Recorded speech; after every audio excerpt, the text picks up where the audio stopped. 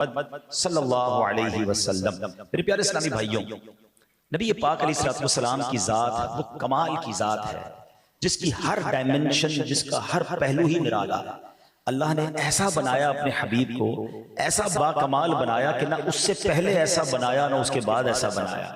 और पंजाबी शायर कहते हैं ना, एडा सोना नबी कोई दुनिया ते आया नहीं, यार ऐहो जिया कोई रब ने बनाया नहीं, यार ऐहो जिया कोई रब ने बनाया नहीं।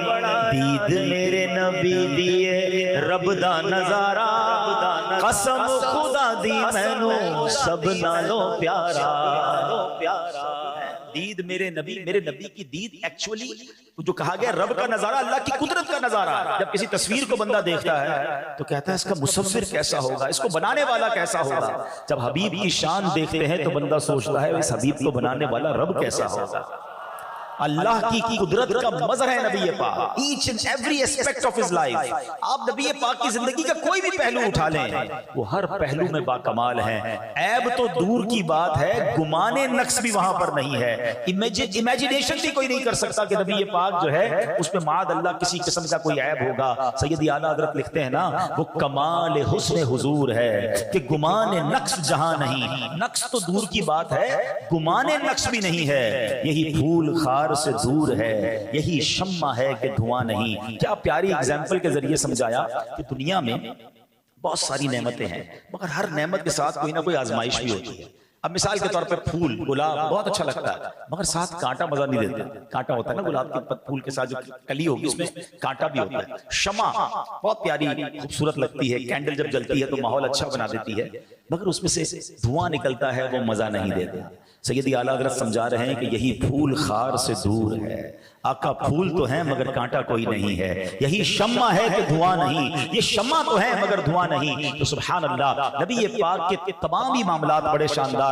मगर आज जिस जिंदगी के पहलू पर मैंने चंद मदनी फूल पेश करने हैं, वो हमारी इस लाइफ के लिए बहुत जरूरी है। देखें, एक है हम जश्न विलादत मनाते हैं, बहुत अच्छी बात है, मगर मकसद विलादत भी हमें पता होना चाहिए। नबी पाक अलैहिस्सलाम को इस दुनिया में भेजा किस लिए गया? खुद नबी पाक अलैहिस्सलाम एक जगह फरमाते हैं, बुइस्तु लिउतम्मिमा हुस्नल अखलाक, यानी मुझे अखलाक के हुस्न खूबी को मुकम्मल करने के लिए भेजा गया।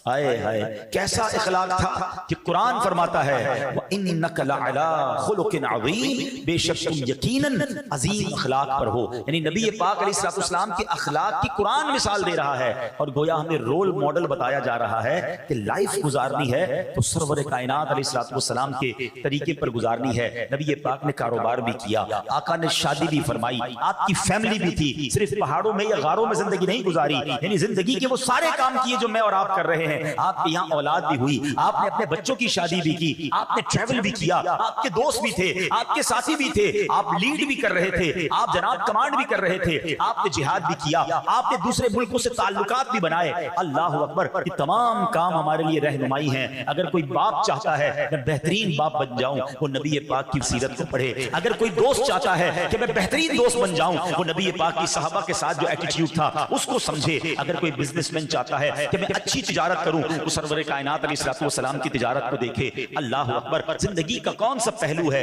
जो हमारे लिए रहनुमाई नहीं रखता? मैं आपको दो वाकयात सुनाता हूं जो आज हमारी जिंदगी में बड़ा फ्रस्ट्रेशन का माहौल है, और जनाब बड़ा जिसको कहें कि कोई टॉलरेंट करने के लिए तैयार ही नहीं है। हर बंदा रेडी टू फाइट है, ना किसी में सब्र है, ना कोई किसी से प्यारी और मोहब्बत वाली बात करने के लिए तैयार है। आओ मैं बताता हूं, जिस नबी का मीलाद मनाने आए हो उस नबी का अखलाक कैसा था, मेरे आका का अंदाज कैसा था। मामला कुछ यूं था, एक शख्स थे जो यहूदियों के उस जमाने में आलिम थे, ज़ैद बिन साना। बाद में ये मुसलमान हो गए रज़ियल्लाहु ताला, बाद में तो सहाबी बन गए, यहूदी आलिम थे।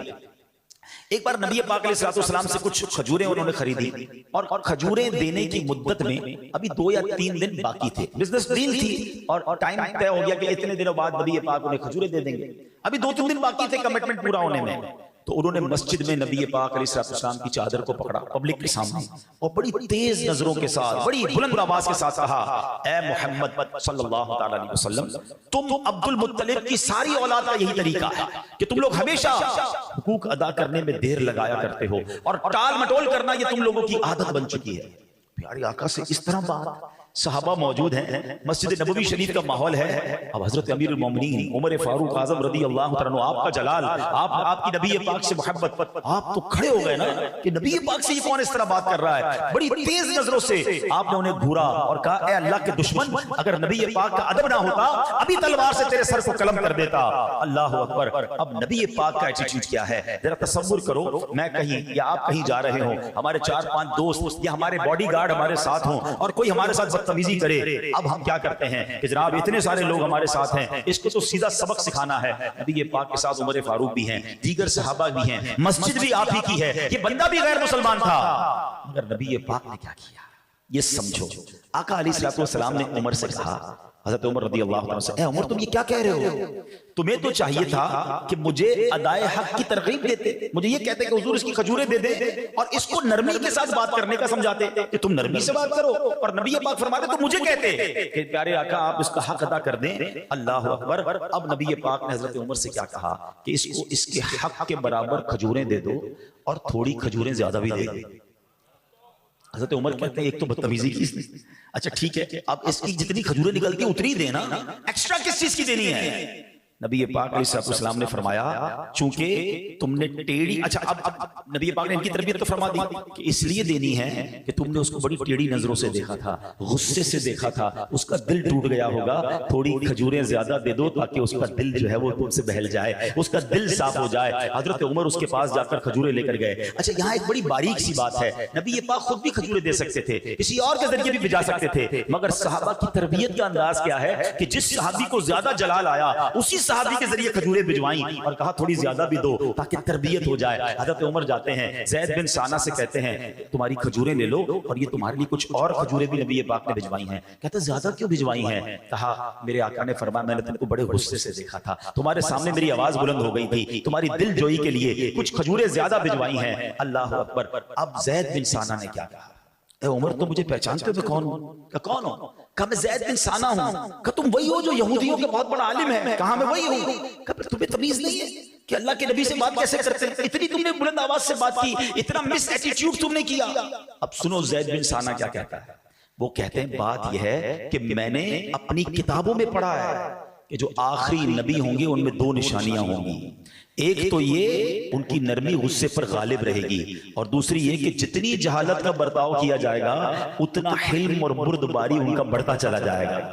ए उमर मुझे टेस्ट लेना था, मुझे पता था कि बड़ों से इस तरह बात नहीं की जाती, मगर मुझे चेक करना था कि जो हमारी आसमानी किताबों में आखिरी नबी की निशानियां हैं ये निशानियां इनमें मौजूद हैं कि नहीं। ए उमर मैंने पहचान लिया है ये अल्लाह के आखिरी नबी, ये सच्चे नबी हैं। उमर सुनो मैं बहुत मालदार आदमी हूं और मैंने अपना आधा माल नबी पाक के कदमों में कुर्बान कर दिया, इस्लाम के लिए वक्फ करता हूं और मैं कलमा पढ़ता हूं और गवाही देता हूं कि अल्लाह के सिवा कोई माबूद नहीं और मुहम्मदुर रसूलुल्लाह अल्लाह के रसूल हैं।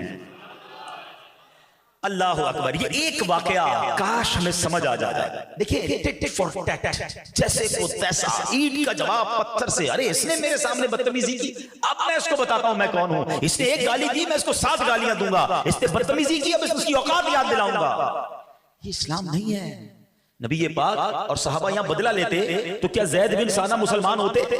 ऑलवेज आप माफ करके दोस्त बना सकते हैं, आप बदला लेके दोस्त नहीं बना सकते। बहुत थोड़ी लाइफ है, 50, 60, 70 साल रहना है, अगर इसमें भी लड़ाइयां ही करते रहे, दुश्मन बनाते रहे तो जिंदगी का लुत्फ क्या रहेगा? अरे माफ कर दिया करो, दरगुजर कर दिया करो, दोस्त बनाया करो। लाइफ थोड़ी है, लाइफ एंजॉय करो। लेकिन आज हाल यह है फला भाई से बात नहीं है, फला बिजनेसमैन से मेरी बात बंद है, उस रिश्तेदार के घर में नहीं जाता, नहीं मैं उसकी दावत में नहीं जाऊंगा। अरे जिंदगी को शॉर्ट क्यों करते जा रहे हो? अपने मामलात को क्यों कम करते जा रहे हो? आका का ये तरीका नहीं था। अच्छा नात हम सब पढ़ते हैं, सलाम उस पर के जिसने गालियां सुनकर दुआएं दी, सलाम उस पर के जिसने खून के प्यासों को कबाएं दी। आका तो जानी दुश्मन को माफ कर देते, हम जनाब एक गलती किसी की माफ करने के लिए तैयार नहीं है। एक बार नबी पाक सल्लल्लाहु अलैहि वसल्लम कहीं आराम कर रहे थे, एक दुश्मन गैर मुस्लिम मादअल्लाह नबी पाक पर मादअल्लाह कातिलाना हमला करने के लिए तलवार लेकर आ गया।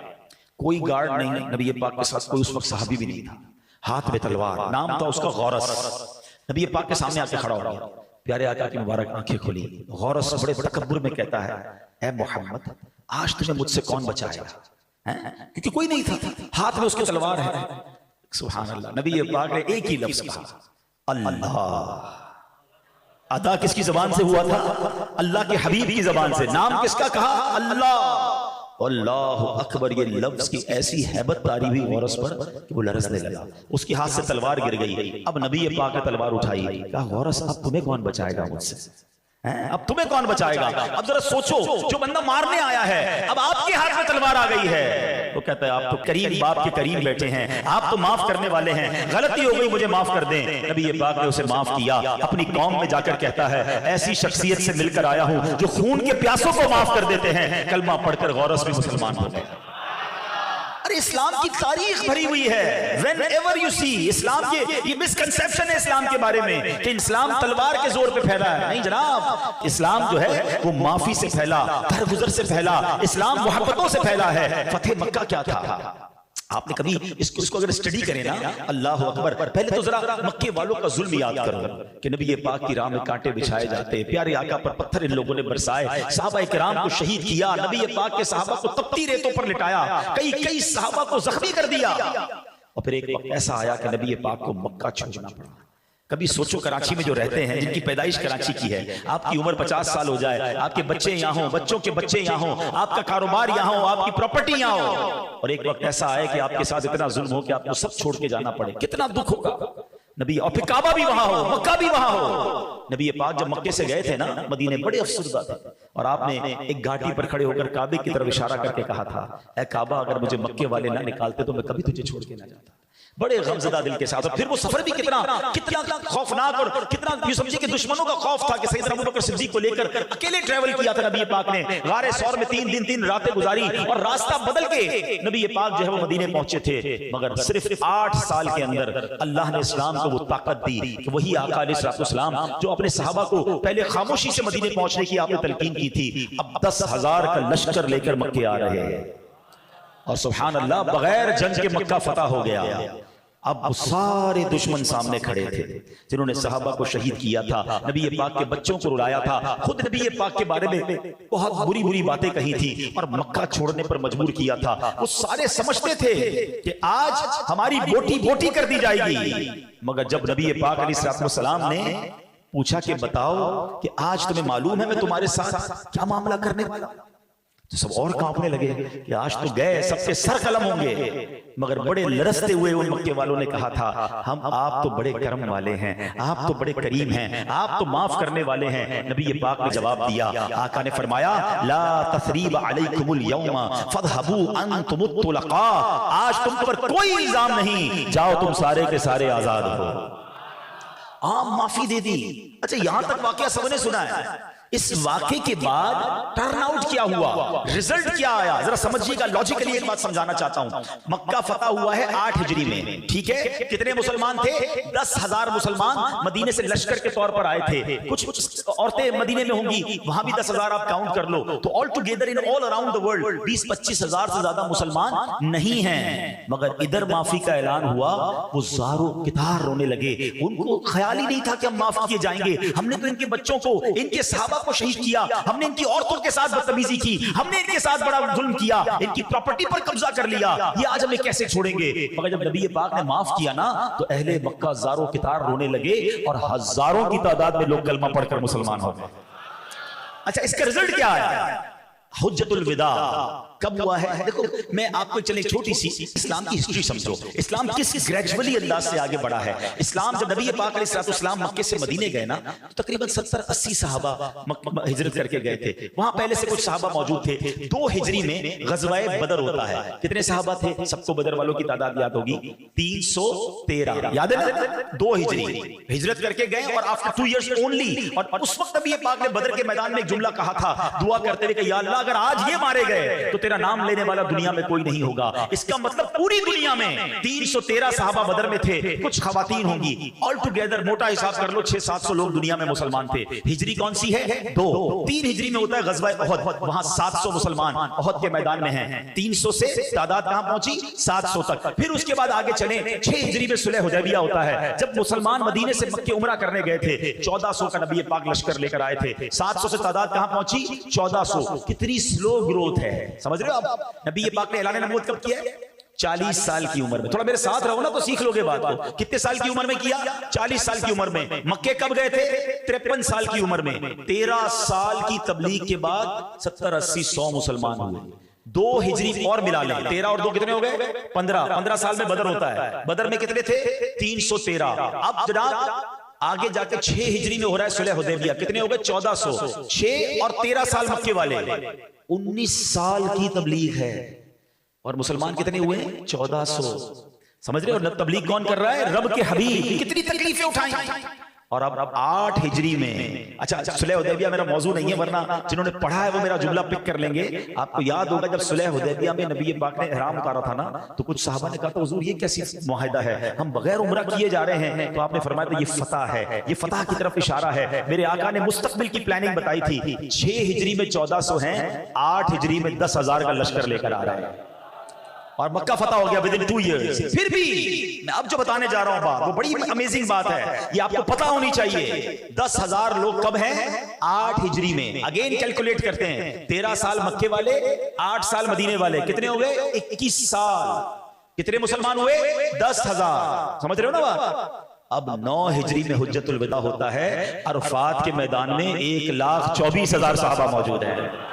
इदा जा नस्रुल्लाहि वल फतह व रअयतन नास यदखुलून फी दीनिल्लाहि अफवाजा। रब ने कुरान में नबी को बशारत दे दी थी कि एक वक्त आएगा कि फौज दर फौज लोग मुसलमान होंगे। ये फतेह मक्का का रिजल्ट था कि नबी पाक ने बदला नहीं लिया, उनके सर कलम नहीं किए। अगर वहां सर कलम किए जाते वो मक्के के सारे लोग दुश्मन बनते, उनकी औलाद बदला लेती, मुसलमान जंग में लगे रहते। आका ने सबको माफ किया।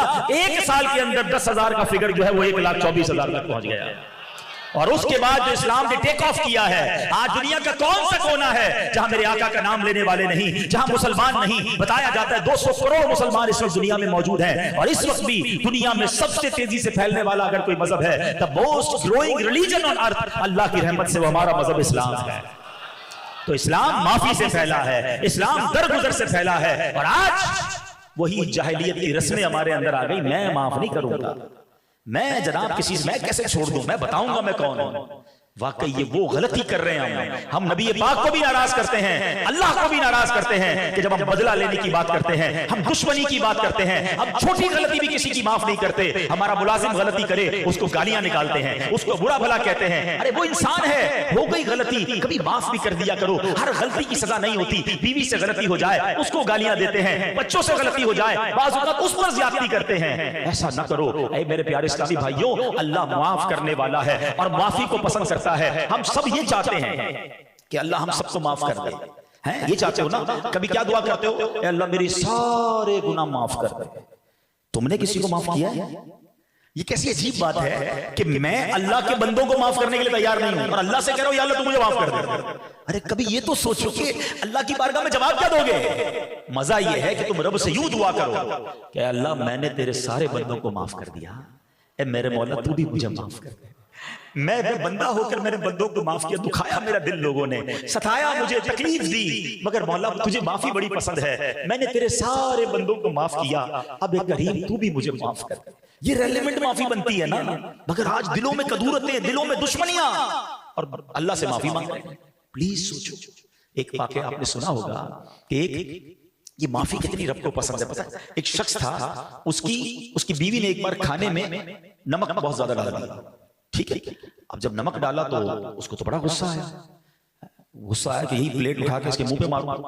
हो सकता है यहाँ भी ऐसे शेरे बब्बर बैठे होंगे, ये करते रहते होंगे। बेचारी ने कभी खाना में नमक ज्यादा डाल दिया तो चाय ठंडी ले आई, तो ठंडा पानी नहीं लाया तो निकाल के गाली दे दी, उसको बुरा भला क्या। यार इंसान से शादी की है, कंप्यूटर से शादी की, हो जाती है गलती, वो भी इंसान है। अच्छा बाज़ औक़ात हम समझते हैं भाई मेरे मुंह में जो आया मैंने बोल देना, मार्केट में नुकसान हुआ बीवी की खैर नहीं। अरे उसमें उसका क्या कसूर है? तुम्हारा मूड ऑफ है तो जाके उसी पे गुस्सा उतारना है। एक बात याद रखना, मैं बड़ी बड़ी गहरी बात कहने जा रहा हूँ, शायद बहुत सारे लोगों के लिए अजीब बात होगी और अल्लाह सलामत रखे मेरे पीरो मुर्शिद को, अमीर अहले सुन्नत को। क्या तरबियत फरमाते हैं, देखा करो उनके मदनी मुज़ाकरे मदनी चैनल पर। एक बार आपने मदनी मुज़ाकरे में फरमाया कि अगर शौहर अपनी बीवी से ज्यादती करता है तो उसको अपनी बीवी से माफी मांगनी पड़ेगी। बाप अपने बेटे से अगर ज्यादती करता है, बेटे को तो कहा जाता है बाप का हक मानो, अच्छी बात है, मगर बाप को भी इजाजत नहीं है कि वो बेटे पर जुल्म करे, उसको बेटे से माफी मांगनी पड़ेगी। और आगे बढ़कर फरमाया अगर पीर मुरीद से ज्यादती करेगा तो पीर को भी मुरीद से माफी मांगनी पड़ेगी। हुकूकुल इबाद का मामला नॉर्मल नहीं है। अच्छा, अब अजीब सी बात लग रही है कि पीर मुरीद से माफी मांगे। हमने देखा है अमीर अहले सुन्नत को कि अपने मुरीदीन से कह रहे थे बेटा बुरा लग गया हो तो माफ कर देना, मैंने ये कह दिया था। मैं क्यों करते हैं वो ऐसा?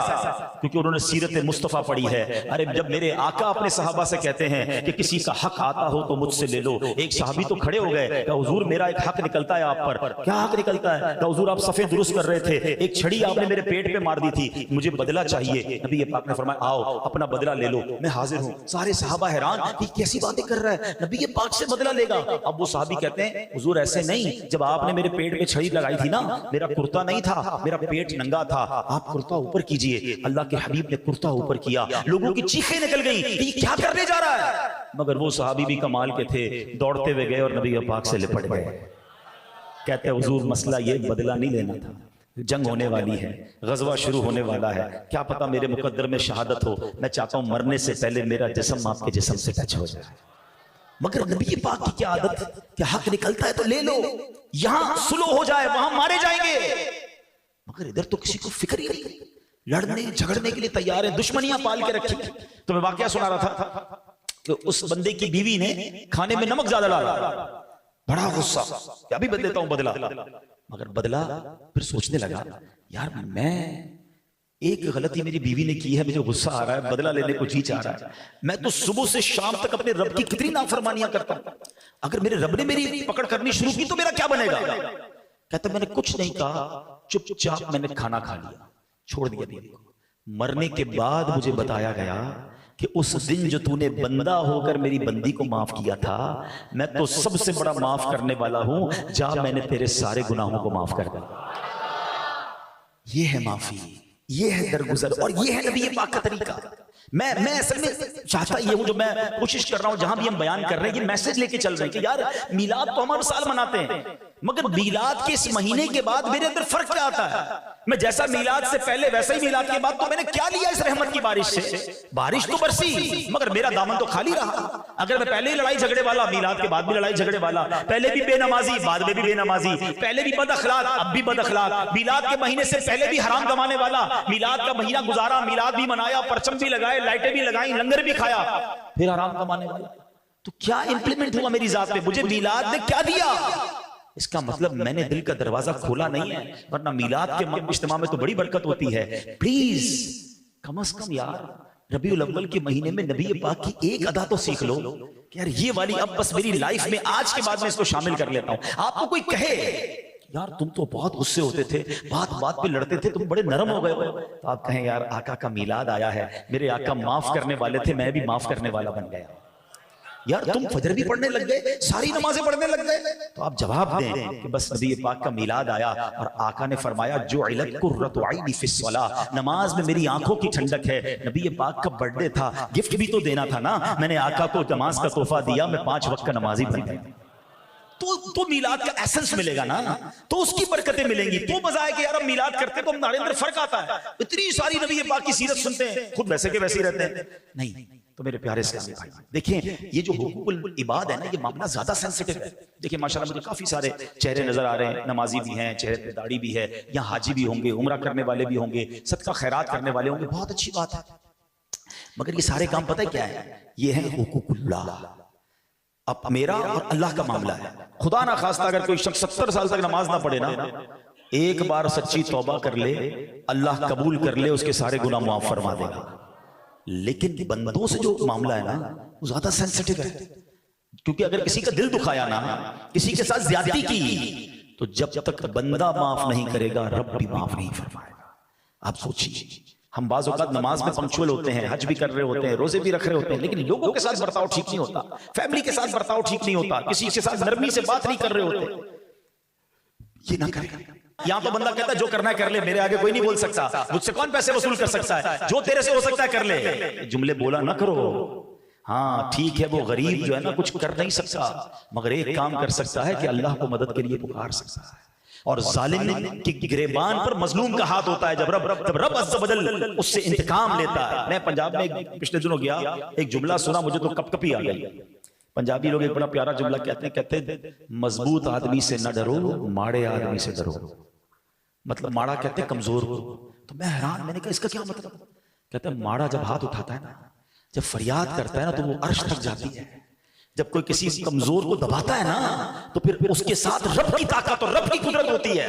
तो ये ना कहो किसी को कि तुम मेरा कुछ नहीं कर सकते, वो बहुत कुछ कर सकता है। जिंदगी में एक फार्मूला याद रखना, दुआएं लेना, हाय मत लेना। अगर आपको फील हो ना कभी जिंदगी में, यार चलता कारोबार डिस्टर्ब हो रहा है, बड़ी अच्छी सेहत थी, गड़बड़ हो रही है, फैमिली में बड़ा प्यार था, लड़ाई झगड़े शुरू हो गए, तो चेक करो किसी की हाय तो नहीं लेनी।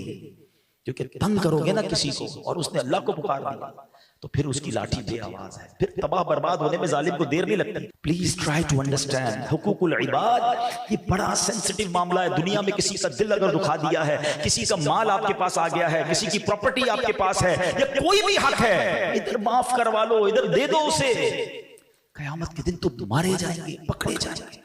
तो आज मैंने नबी पाक की जो माफी और दरगुजर के आपको वाकयात सुनाए, ऐ मिलाद मनाने वालों, अपनी जात में माफी और दरगुजर ले आओ। फिर देखो जब आप बंदों को माफ करने लगोगे ना, बंदों को माफ करके फिर रब से कहोगे ना कि या अल्लाह मैंने बंदा होकर तेरे बंदों को माफ कर दिया, ऐ मेरे करीम तू भी मुझे माफ कर दे, फिर वो रब करीम भी हमें माफ फरमाएगा। अल्लाह करे कि आज के इस बयान की बरकत से हमारे अंदर जो ये गुस्सा, फ्रस्ट्रेशन, इंतकाम की आग जलती रहती है, हर किसी से बदला लेना है, छोड़ना नहीं है, नहीं मेरे भाई ये इस्लाम नहीं है, मेरा भाई है, मेरे आका का उम्मती है, कलमा पढ़ने वाला है, यार इंसान है, हो गई गलती उससे माफ कर दो। अब पता है बाज़ औक़ात एक गुस्सा, एक बदले की वजह से भाई भाई दूर बैठे हुए हैं, भाई बहन के घर नहीं जा रहा, बहन भाई के घर नहीं आ रही, अरे बल्कि मियां बीवी में सिर्फ ये झगड़ा है कि वो माफी मांगे तो मैं घर जाऊंगी, और शौहर कहता है वो माफी मांगे तो वो मैं उसको घर पे लेकर आऊंगा। अच्छा दोनों एक दूसरे को याद भी बड़ा कर रहे हैं, मगर एक बीच की सॉरी है जो करने के लिए दोनों में से कोई तैयार नहीं। अरे तुम आगे बढ़ जाओ, तुम माफी मांग लो। हमारी मेमनी में एक बड़ा प्यारा जुमला बोला जाता है कि जो नमियों वो अल्लाह के गमियों, आप झुक जाओ, आप माफी मांग लो और आप दोस्ती कर लो, इंशाअल्लाह इसकी बरकत आपको मिलेगी। माफी मांगने से कोई छोटा नहीं होता, माफ कर दो, दरगुजर करो, अल्लाह तुम्हें माफ फरमाएगा। अल्हम्दुलिल्लाह ऐसी प्यारी बातें दावत इस्लामी के माहौल में सिखाई जाती हैं। आप इस माहौल से वाबस्ता रहें और मदनी चैनल अगर देखते रहेंगे तो इस तरह के मजीद प्रोग्राम सुनेंगे तो हमारे अंदर भी इंशाअल्लाह फर्क आना शुरू हो जाएगा। दावत इस्लामी का मरकज फैजान मदीना पुरानी सब्जी मंडी के पास जेल चौरंगी से जो आगे जाते हैं, हर जुमेरात प्रोग्राम होता है, सैटरडे प्रोग्राम होता है, कभी कभी वक्त निकाल कर वहां भी आया करें। सल्लू अलल हबीब।